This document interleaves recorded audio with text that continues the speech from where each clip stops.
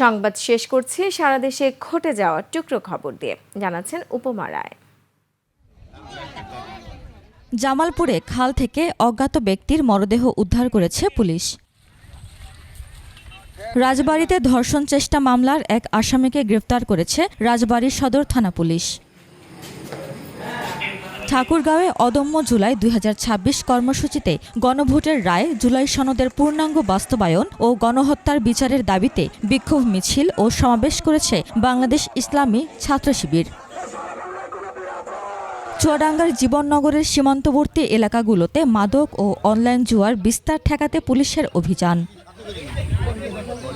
টাঙ্গাইলের বাসাইলে বিনামূল্যে স্বাস্থ্যসেবা দিতে ফ্রি মেডিকেল ক্যাম্প হয়েছে। চাঁপাইনবাবগঞ্জে স্বাস্থ্যসম্মত খাদ্য আনে শারীরিক প্রফুল্লতা, এই স্লোগানে খাদ্যমেলা ২০২৬ অনুষ্ঠিত হয়েছে। খুলনায় বিভাগীয় পর্যায়ে পাঠক সমাবেশ ও ভ্রাম্যমাণ লাইব্রেরি প্রদর্শনী হয়েছে।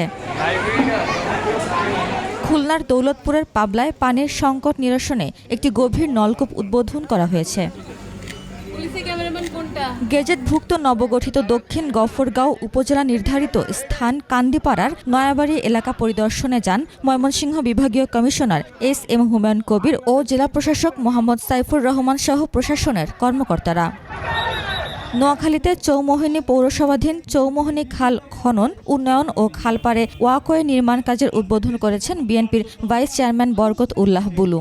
কর্মযোগ্য উপমা রায়, ডেস্ক রিপোর্ট, ২১ টেলিভিশন।